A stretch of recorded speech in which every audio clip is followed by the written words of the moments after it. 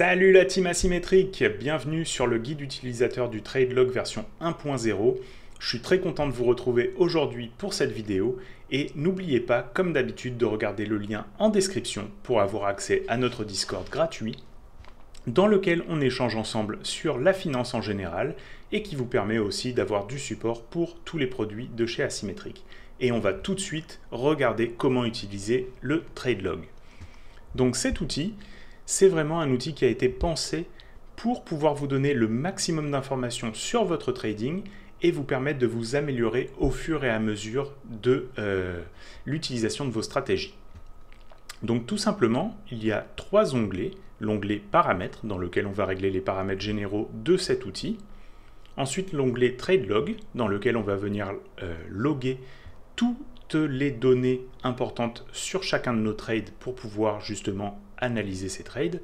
Et ensuite, l'onglet Trade Analyzer, dans lequel on va vraiment avoir des graphiques et des données sur la stratégie qui vont nous permettre de visualiser qu'est-ce qui est le plus rentable pour nous dans notre trading. Donc tout simplement, on va commencer par l'onglet paramètres et on va pouvoir tout de suite voir le capital de départ. Donc c'est ici qu'on va rentrer tout simplement notre capital de trading au démarrage de ce TradeLog. Ensuite, on va pouvoir rentrer notre indice de référence. Donc là, tout simplement, on a le choix entre S&P, Nasdaq et Bitcoin. Mais par la suite, si vous avez des demandes particulières, je pourrai bien sûr les implémenter dans cet outil. Ensuite, l'échantillon de trade, donc ça, c'est le nombre de trades sur lequel on va regarder en arrière pour pouvoir le comparer à l'ensemble des trades. Donc, pour faire un exemple, moi, dans mon cas, j'utilise 20 trades, ce qui veut dire que tous les 20 trades, je vais faire la review de mes trades, prendre des notes de ce qui a bien marché, ce qui n'a pas marché, et implémenter peut-être une petite variation sur ma stratégie de trading pour pouvoir améliorer ma stratégie. Je vais refaire ensuite 20 trades et je vais pouvoir, grâce à cet outil, comparer les résultats sur les 20 trades que j'ai fait en mettant en place cette modification et voir si je m'en suis mieux sorti tout simplement que sur les trades précédents. Donc ça va être à vous de définir quelle est la taille du sample en fait que vous voulez avoir pour vos reviews de trades. Et puis ensuite, on a la liste des courtiers et des exchanges. Donc ça, c'est plutôt pour vous. Si vous avez envie d'avoir cette information qui est stockée dans le TradeLog, des fois, ça peut être utile, par exemple, pour se rendre compte que sur cette plateforme, on a plutôt tendance à gagner, puis sur une autre, peut-être on trade moins bien, peut-être que les outils sont moins intuitifs pour nous, peu importe. Mais je trouve que c'est utile à avoir comme information, et peut-être que par la suite, je rentrerai aussi cette information dans quelque chose de standardisé dans notre Trade Analyzer.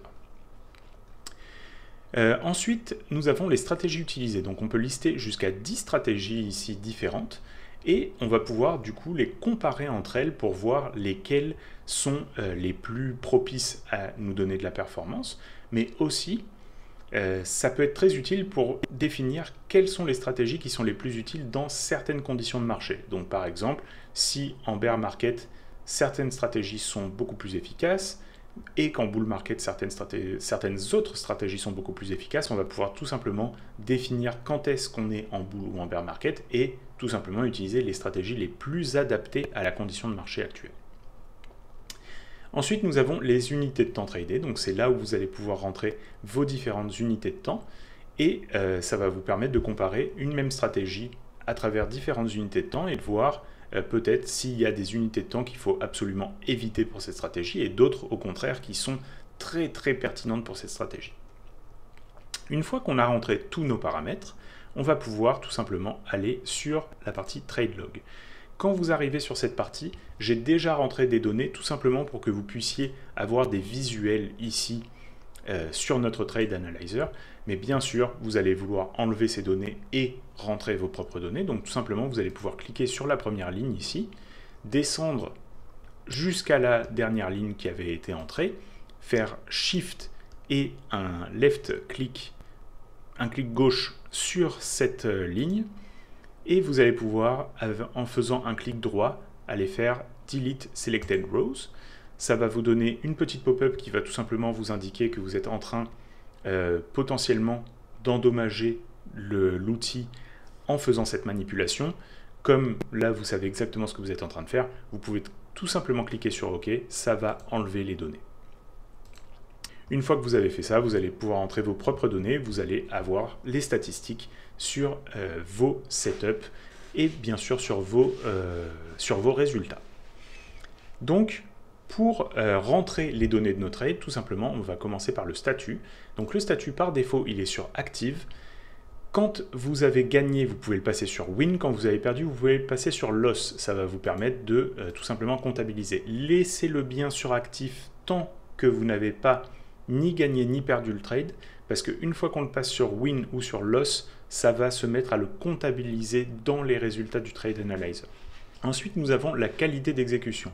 Donc la qualité d'exécution, c'est une note que vous donnez à vous-même par rapport à votre exécution de trade. Donc, par exemple, vous avez plusieurs critères d'entrée, vous avez des critères d'invalidation, vous avez des critères de sortie, vous avez un stop loss. Tout ça, ça va être des critères qu'il va falloir suivre dans votre stratégie. Donc, si vous suivez bien tous vos critères, tout simplement, vous pouvez vous mettre une note de 5. S'il y a un critère que vous n'avez pas respecté dans votre stratégie, vous avez pris une liberté sur votre stratégie, vous pouvez mettre une note de 4. 2 critères non respectés, une note de 3, etc. etc. Ce qui veut dire que si vous allez jusqu'à ne pas respecter 5 critères, vous allez avoir une note de 0. Ça va permettre de voir si vous avez la discipline, tout simplement, de suivre vos critères d'entrée, de sortie, d'invalidation. Ensuite, on a l'humeur. Donc là, vous allez pouvoir entrer l'humeur dans laquelle vous êtes au moment où vous prenez le trade. Donc ça va pouvoir être stressé, neutre ou confiant. Donc bien sûr, on peut avoir des humeurs qui sont des variations de ces humeurs principales, disons, mais pour la simplification pour l'outil, j'ai préféré prendre le parti de mettre seulement 3 humeurs pour pouvoir avoir des statistiques qui sont plus concises. Bien sûr, vous pouvez aussi par la suite rentrer dans les notes votre variation et si vous remarquez que vous avez quelque chose qui revient souvent, eh ben, ça va être aussi très très pertinent pour votre connaissance personnelle. Ensuite, la direction du marché. Donc on a Bull, Bear ou Range. Donc cette direction de marché, moi je la prends principalement sur la direction Daily. Donc vous pouvez rentrer cette condition ici, ça va nous permettre de savoir dans quel cadre notre stratégie est la plus pertinente. Bien sûr, si vous tradez des très très petites time frames, il sera peut-être intéressant d'avoir une direction de marché qui soit sur des unités de temps pertinentes pour votre unité de temps. Ensuite, la date d'ouverture du trade. Donc là, ça va être le mois, ensuite le jour, l'année, l'heure et les minutes. Vous allez avoir la même chose pour la date de clôture et automatiquement, ça va calculer le jour et la durée du trade. Ensuite, vous pouvez rentrer votre courtier par rapport à la liste de courtiers que vous avez entré au préalable dans les paramètres. Et le ticker, donc ça va être tout simplement soit la paire de crypto-monnaies, soit le ticker de votre stock, soit le ticker de votre ETF, etc. La stratégie, vous allez pouvoir avoir la liste de vos stratégies ici et vous allez pouvoir sélectionner la stratégie que vous avez utilisée pour ce trade. Et pareil pour les unités de temps. Ensuite, la direction. Vous allez bien sûr pouvoir avoir la direction de votre trade ici, donc soit short, soit long. Et vous allez pouvoir prendre la taille de position ici, le prix d'entrée. Donc ça, c'est à vous de l'entrée. Le coût de la position va être calculé automatiquement par rapport à la taille de position et du prix d'entrée. Vous allez pouvoir entrer votre stop loss ici et l'ordre de prise de profit ici. Et les frais, vous pouvez les entrer aussi ici. Les frais, vous pouvez toujours les entrer en positif. Ils vont tout simplement être déduits par la suite de vos revenus. Ça va vous donner votre ratio de récompense par rapport au risque.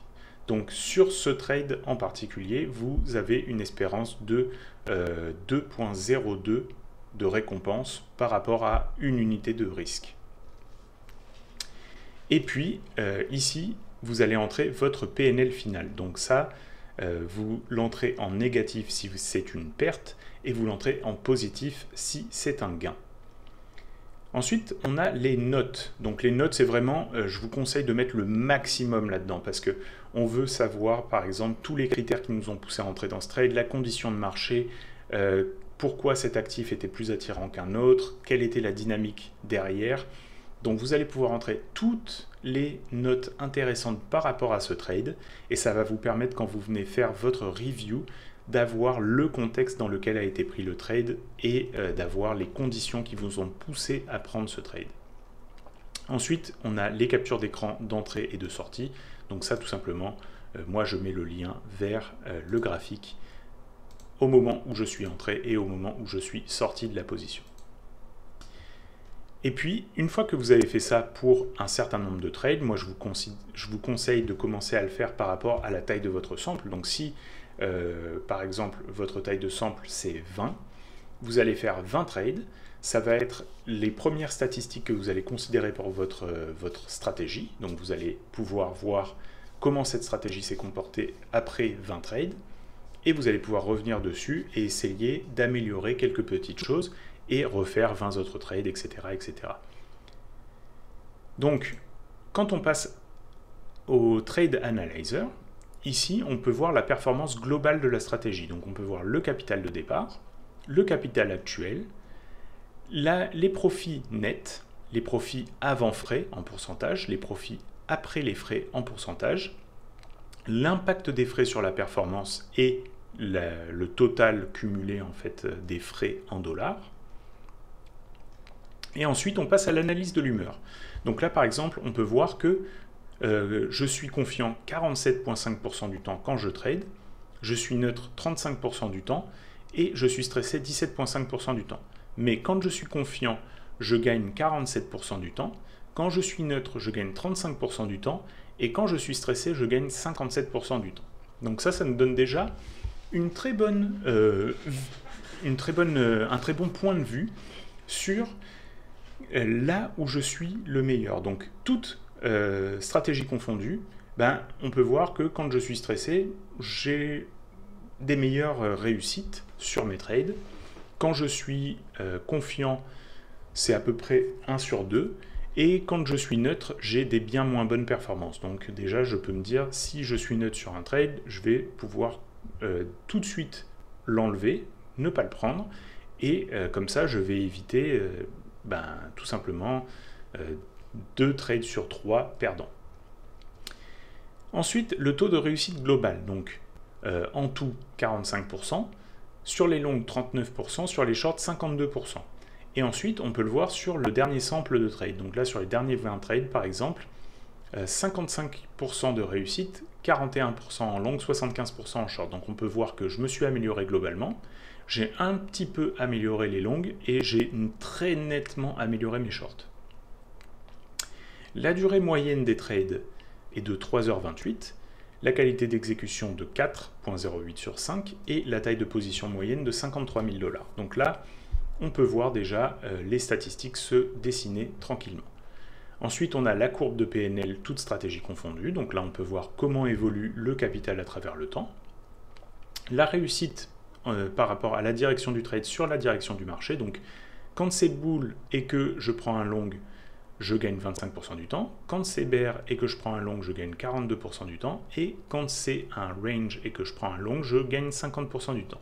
Donc là, déjà, je vais pouvoir me dire, ok, je ne veux prendre des longues que quand je suis en range, puisque c'est là où je gagne 1 fois sur 2, donc potentiellement ça va être rentable. Quand c'est des shorts, quand le marché est bull et que je prends un short, je gagne 50% du temps. Quand il est bear et que je prends un short, je gagne 80% du temps. Et quand il est en range et que je prends un short, je gagne 25% du temps. Donc clairement, je veux shorter quand c'est bear, je veux potentiellement shorter quand c'est long et je veux potentiellement prendre des longues quand c'est un range. Voilà, ça me donne plus ou moins là où je suis bon sur le marché. La réussite de mes trades en conditions bull, 37,5% du temps, la réussite en bear, 58% du temps, et la réussite en range, 41% du temps. Donc là, on peut très bien voir quelles conditions de marché sont les plus propices pour moi sur toutes mes stratégies confondues. Bien sûr, il faut prendre ça avec un petit bémol, c'est que tout simplement, ces trades-là, ils ont été réalisés pendant une certaine période. Et pendant cette période-là, c'était un bear market sur les cryptos, et c'était une stratégie crypto qui est présentée dans cet exemple. Donc, il est normal que les stratégies bear et la condition bear market étaient plus présentes que les autres. Donc, ces statistiques sont un petit peu biaisées dans cette condition. C'est pour ça que vous allez vouloir avoir des statistiques dans différentes conditions de marché.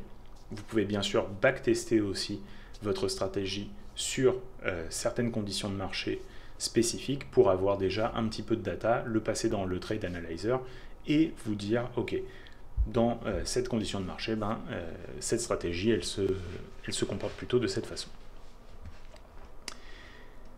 Ensuite, on a la performance des stratégies sur une vue d'ensemble. Donc là, on va pouvoir avoir toutes nos stratégies qui vont être listées, on va pouvoir voir chacune d'entre elles leur performance et pouvoir tout simplement les comparer entre elles.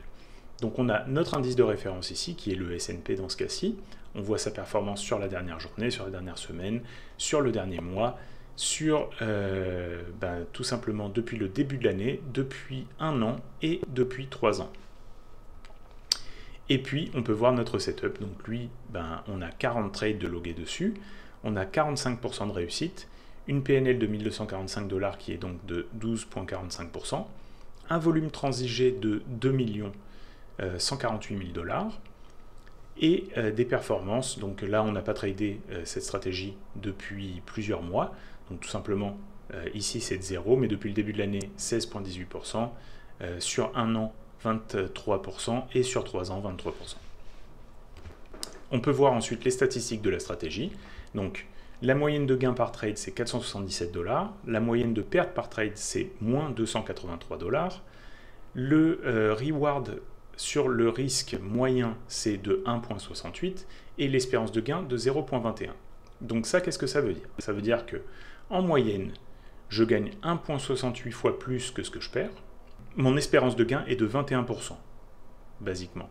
Donc 0,21, ce que ça veut dire, c'est que je vais gagner, si je mets 100 $ de risque sur chacun de mes trades, je vais tout le temps gagner 21 $ en moyenne sur tous les trades.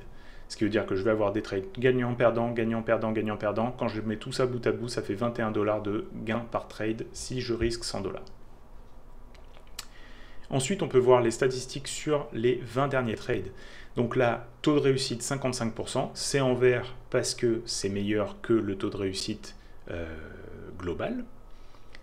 PNL de 14%, pareil, c'est meilleur que celle de 12,45. Et la PNL en dollars, elle aussi, a été meilleure. La moyenne de gain par trade est de 453,09, donc c'est un petit peu moins que ce qu'on avait au global. La moyenne de perte par trade est de 301,78, donc là c'est un petit peu plus que ce qu'on avait au global, ce qui nous donne un reward, une récompense par rapport au risque de 1,5, donc on voit que c'est un petit peu moins que ce qu'on avait auparavant, mais malgré tout, notre espérance de gain a largement augmenté avec 38% par trade de gain par rapport au risque encouru. Donc là, ce qu'on peut voir, c'est que en ayant amélioré le taux de réussite, même si la récompense par rapport au risque moyenne a légèrement diminué, on est largement plus rentable avec les modifications qui ont été appliquées sur cette stratégie. Et puis bien sûr, on va pouvoir comparer avec toutes les autres stratégies et voir lesquelles sont les plus rentables pour nous et lesquelles ne sont pas rentables. Par la suite, on peut aller sur les statistiques par stratégie. Et là, on va retrouver les mêmes tableaux en fait qu'on a ici en haut, mais tout simplement par stratégie. Donc on va pouvoir comparer comme ça chacune de nos stratégies et voir lesquelles sont meilleures selon la direction du marché, lesquelles sont meilleures tout court et lesquelles sont... Comment on trade cette stratégie par rapport à notre humeur. Donc tout simplement, si par exemple il y a une stratégie que à chaque fois qu'on est confiant, ça se passe bien, et on va savoir que celle-là, on veut être confiant quand on prend ce type de trade et que par contre, une autre, on va la prendre que quand on est stressé ou que quand on est neutre. par rapport à notre taux de réussite quand on prend cette stratégie.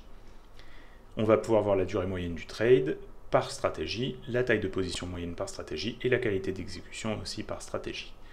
Ensuite, on voit les performances des stratégies en fonction des unités de temps. Donc là, ça nous permet de comparer chacune de nos unités de temps et de voir quelle stratégie réagit le mieux selon l'unité de temps.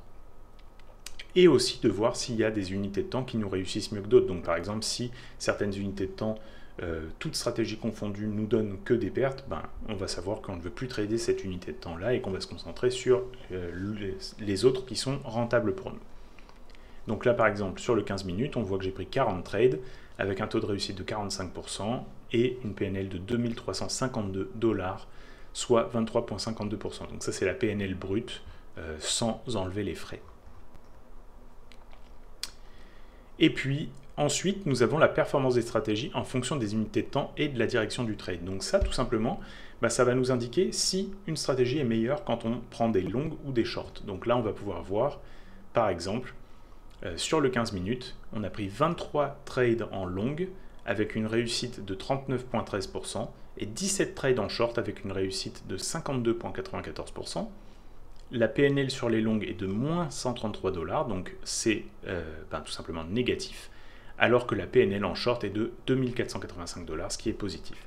On a la combinaison de toutes les stratégies ici en bas, avec le total, et on peut comparer avec les différentes unités de temps et voir lesquelles sont les plus rentables. Et ça conclut notre vue d'ensemble sur cet outil qui est le TradeLog de chez Asymmetric version 1.0. J'espère que ça a été utile pour vous, que vous allez en retirer beaucoup de valeur et que cet outil va vous amener à professionnaliser votre trading et à améliorer vos finances. Comme d'habitude, vous pouvez utiliser le lien en description pour vous rejoindre notre Discord gratuit sur lequel on va échanger ensemble et tout simplement, je vais aussi vous donner du support sur chacun de nos outils. Vous allez pouvoir me poser toutes les questions que vous voulez et on va pouvoir ensemble améliorer nos finances. C'était Stéphane et je vous souhaite une très bonne journée et à bientôt. Bye!